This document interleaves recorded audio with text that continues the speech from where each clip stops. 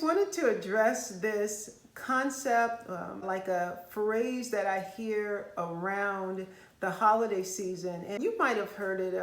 I'm going to come into the gym so I can eat later. Or today is turkey day. I'm going to come in to exercise so I can eat what I want later on. And there's just so many different things or concepts that are harmful in believing this. And it's not just something or an idea that is displayed or communicated just around Thanksgiving.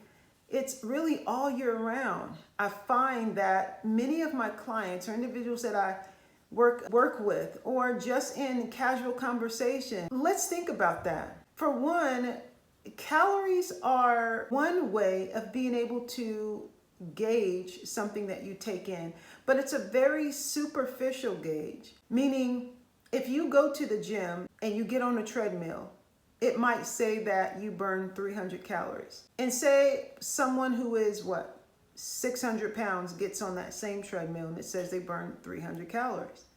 And then someone who is 150 pounds, they get on the treadmill and they burn 300 calories for the same program, the same intensity right there. It just gives you a general reading. Another thing is when we look at food, say we have 500 calories of an avocado and 500 calories of a Twinkie.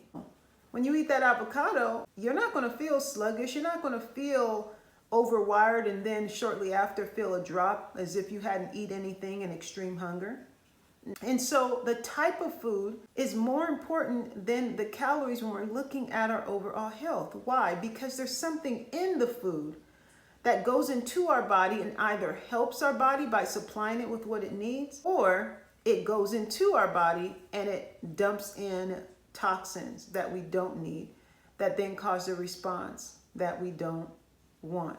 And so this is so important because it affects our longevity, it affects our results. And so when it comes to being healthy, which one is going to be more effective for us long term? Why not put effort into something and produce the right results?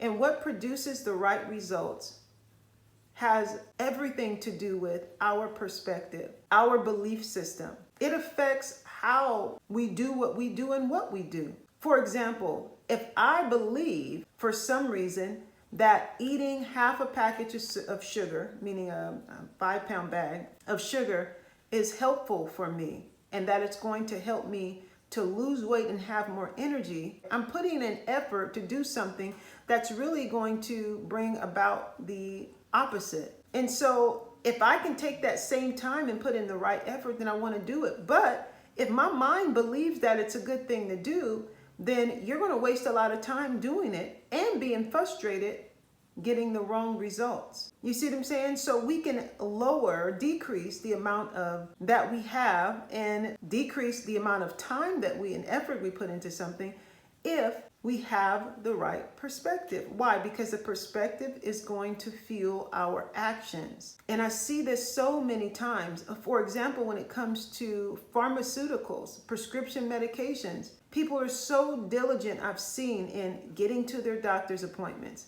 and taking the medication at a certain time, not understanding that the medication is hurting them and not helping them. You rather put in the effort and get the results that you're looking for, or at least know that when you're doing something that's harmful, that it's harmful without getting some sense of false hope up.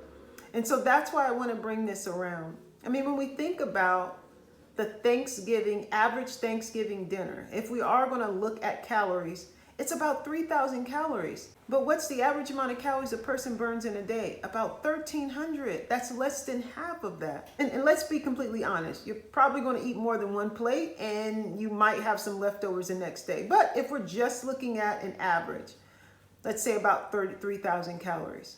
So you're burning 1,300, but you're eating 3,000. Okay, now let's take a look at the person that goes to the gym. You know, surely they'll be able to balance this out. They're going to work off that food, right? No. Why? Because the average amount of calories burned at a gym is about 300, regardless of what the treadmill is telling you.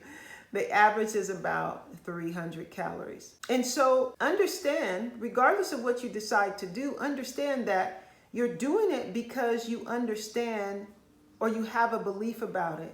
If you think I already worked out, I burned off these calories, therefore I'm going to go have this meal, then you're going to overindulge because you have this false sense of, well, I already burned it off, or what I'm putting in my body is not going to negatively affect me. And how sad is that when you feel like crap the day after and all the days there? I mean, I'm still speaking to people, what, Thanksgiving was Thursday, and it's been 3 days, and individuals are still saying, oh, I'm feeling different, or I'm not really, at my best. And that was a meal that was 3 days ago. And so it's better for you to be able to say, you know what, I know this and this is going to happen, but I'm going to eat it. That way you can prepare yourself mentally, physically, whatever comes after that, right? But if you have this idea, what you're doing is completely balanced out, there's not going to be any harm the day after very little, then guess what? You're going to respond that way. You're going to be hit with low energy, digestive issues,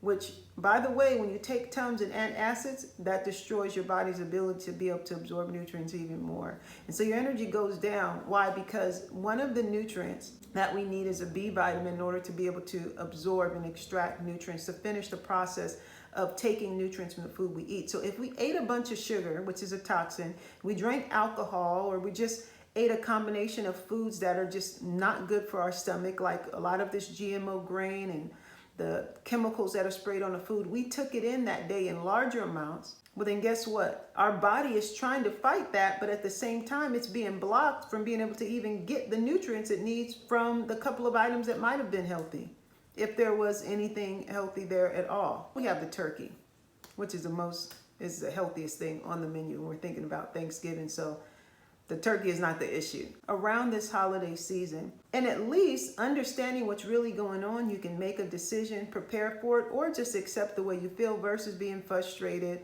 Or maybe you can make some adjustments and kind of mitigate some of these outcomes and results so you can feel good going into the new year and the days in between, the holidays. You can, avoid these situations that are extremely detrimental and feel better during the season and as we go into the new year. So I just wanted to bring this to your attention, you all. Take a look at your actions, what your motives are, some of these beliefs that you have hidden underneath, and challenge them. Find out the truth about them, and then from a place of knowledge and understanding, make a decision that's going to be best for you. I hope that was helpful, you all, and I look forward to talking to you soon. Have a good day and happy holidays.